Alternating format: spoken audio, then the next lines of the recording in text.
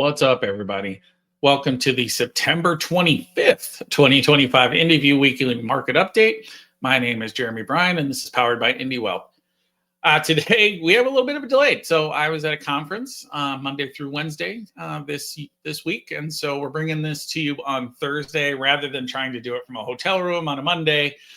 No one needs to see that. So we're back in the home studio here, and I just thought I'd recap some of the things. Obviously, I'm not going to talk about stuff that happened on Monday, but we're going to recap some of the market events and some of the things we're looking at as we progress going forward. So let's get started.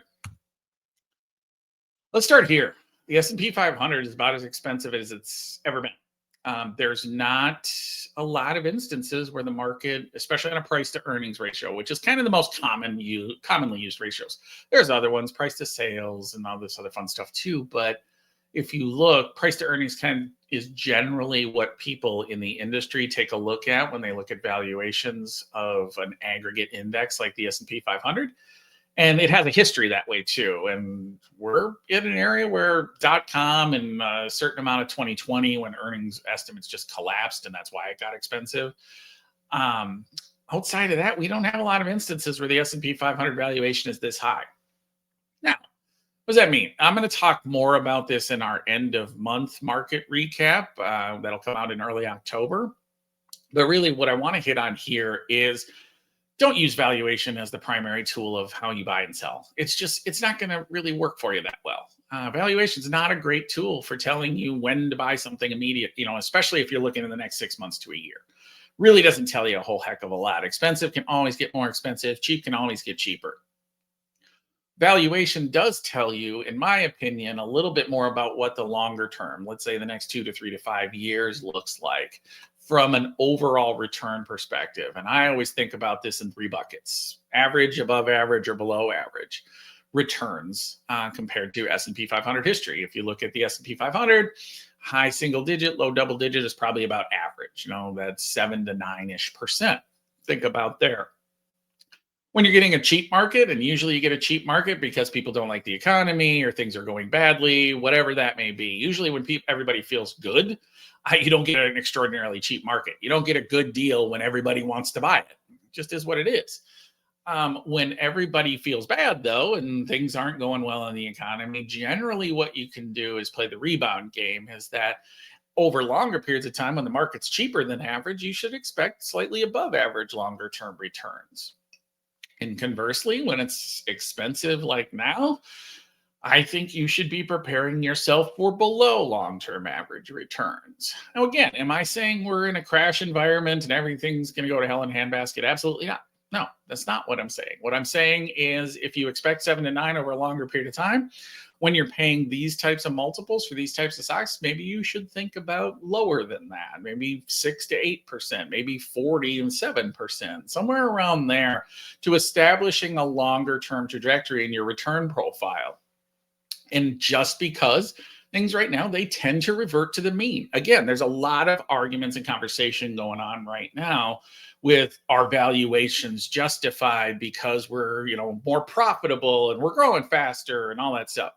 U.S. economy is not growing a whole heck of a lot faster than it is in the past. And usually when the consumer starts to feel a pinch or those kinds of things where we start to rotate back downward, usually valuation overshoots on both sides, right?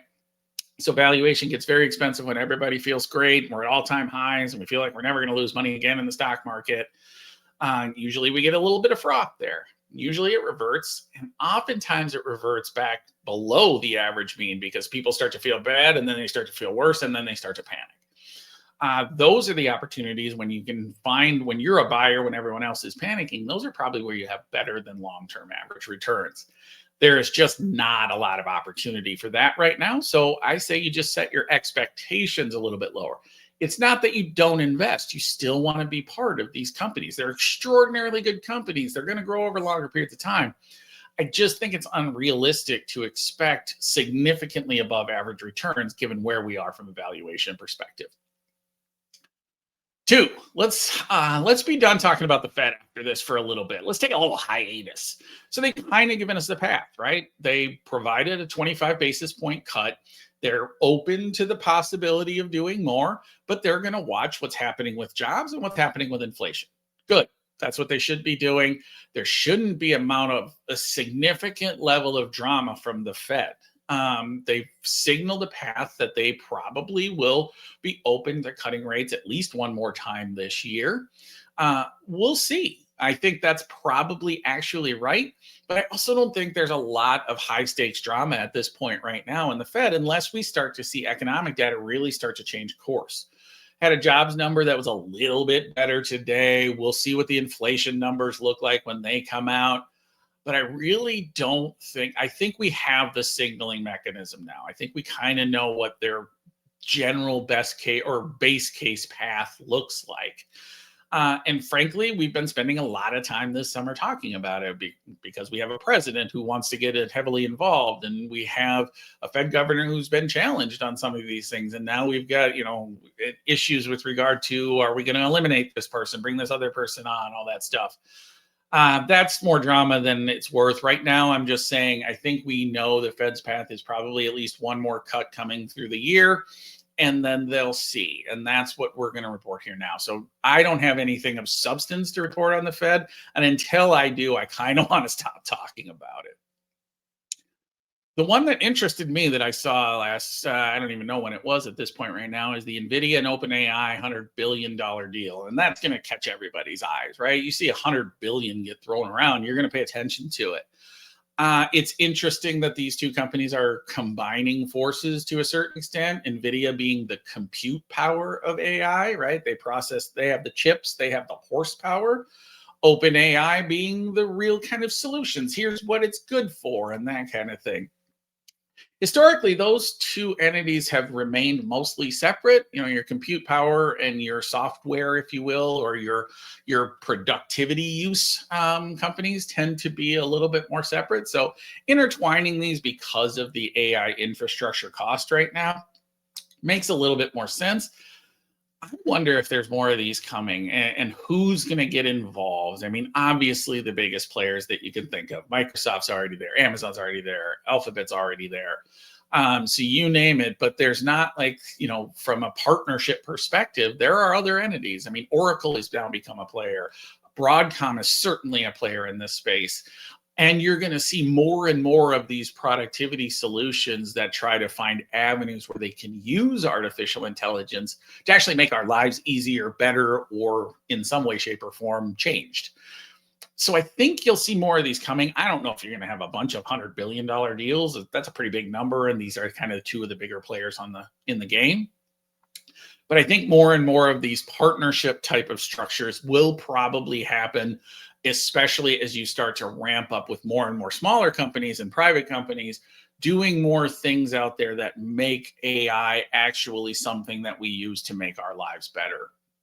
The one I haven't seen a ton of yet is consumer-facing AI, where consumers are using it for whatever reason.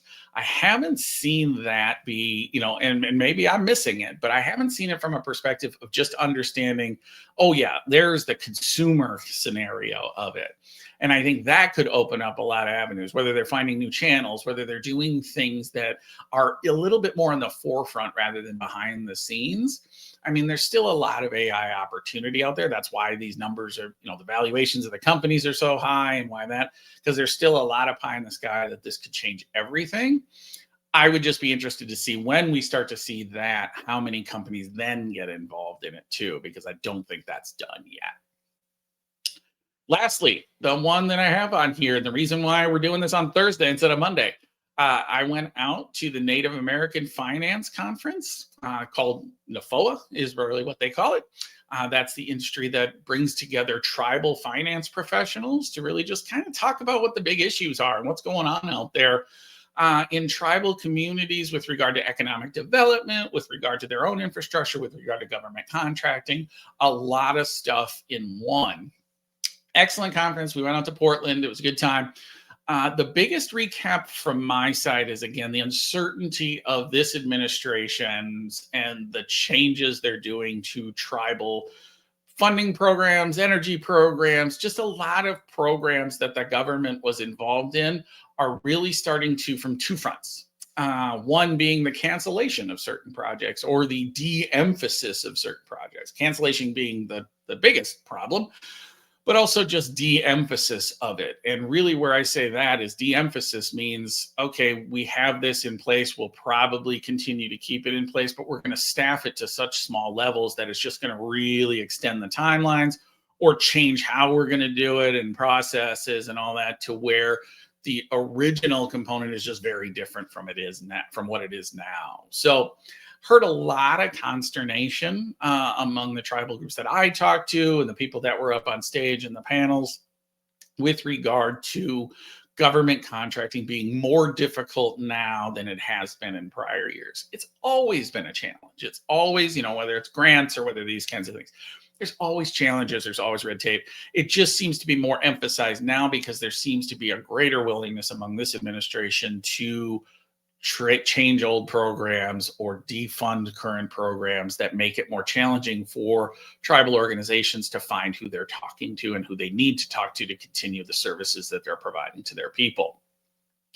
On the positive front, the economic development component, honestly getting into and working with tribal governments and really having discussions with them, the economic development component of this is really, really interesting. They're trying to do a lot of different things, and it's outstanding. It is great to see them using the resources they have, whether that be land, whether that be gaming, whatever resources they currently have, and trying to utilize them in the best way to make them more efficient. And to diversify their revenue streams forward, because a lot of them, this is different than a traditional corporation, as a lot of them use these resources to then fund programs for their communities. That's the biggest difference that I see with regard to tribal governments and tribal offices and tribal corporations compared to just regular, or I shouldn't say regular, but just traditional corporations and how you think about it, is there is an inherent responsibility and an inherent willingness too, don't get me wrong, to support the community through these types of approaches. So it's interesting from that, what they're trying to do. I always learn at NAFOA. This is my second one. I will be a recurring presenter, guest, whatever fun stuff they would want from me there. Going forward. But I think it's really interesting and it's really exciting to see what's happening in the community. So I want to stay involved with that. So again, this was a little longer than usual because we had, from last week till Thursday of this week to kind of catch up. But I hope you found it informative. I hope you found it entertaining. And we'll have a month-end one coming up next week where we'll get a little bit more into the depth of the details. And that will also be an end of quarter one. So we'll get into more of the economy and all that stuff going in a little bit more detail. But until then, thank you very much for joining us and take care of yourselves.